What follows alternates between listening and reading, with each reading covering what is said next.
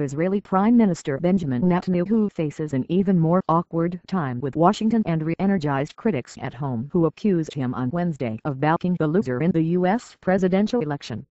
With Iran topping his conservative agenda, Netanyahu will have to contend with a strengthened second-term Democratic president after 4 years of frosty dealings with Barack Obama and a rift over how to curb Iran's nuclear program.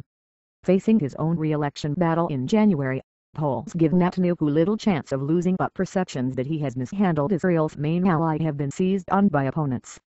"I will continue to work with President Obama to ensure the interests that are vital for the security of Israel's citizens," Netanyahu said in a short, congratulatory statement hailing what he called strong strategic relations with Washington.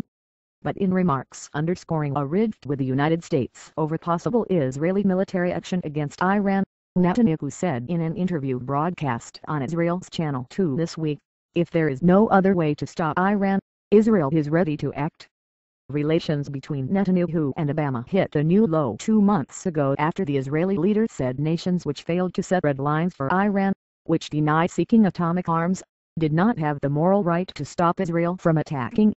Such comments, along with financial backing for Republican candidate Mitt Romney from a U.S. casino magnate who is also one of Netanyahu's biggest supporters, were seized upon by critics as evidence the Israeli leader was trying to undermine Obama.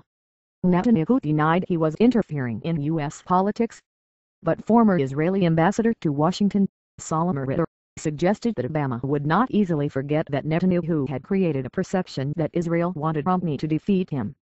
"Obama is very strategic, very disciplined," Ritter said during a panel discussion on the U.S. election at the Institute for National Security Studies in Tel Aviv. "But I don't think we can just assume that what happened between them over past 4 years will have just evaporated," he said. "When people fight for their political life and have the perception that their partner is trying to undermine their chances, it's not going to disappear." One of the Israeli Prime Minister's own leading coalition allies, Elia Shai of the religious Shas party, said simply, "It's not a very good morning for Netanyahu." Peace talks. For the Palestinians, Obama's win over Romney, who offended them by suggesting during a visit to Israel in July that cultural differences accounted for the weakness of their economy compared with Israel's, stirred little emotion. Palestinian President Mahmoud Abbas said in a statement he hopes Obama continues his efforts to achieve peace in the Middle East. U.S.-backed peace talks with Israel collapsed in 2010 over Israeli settlement building. At the forum in Tel Aviv, Dan Shapiro, the U.S. ambassador to Israel, said it would be unrealistic to think Obama would choose to ignore the Palestinian issue in his second term. "It always finds its way back onto the agenda.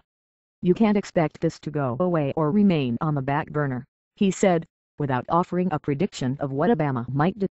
In the West Bank city of Ramallah, unemployed Narmeen Taha, 37, voiced hope that freedom from re-election pressure might make Obama readier to take the Palestinian side. "Maybe Obama, now that he doesn't have to worry about re-election, will exert more pressure on Israel than during his first term. But I also don't think we'll see a sudden turnaround." Obama's victory could complicate Netanyahu's run in Israel's January 22 national ballot, which opinion polls show he will win.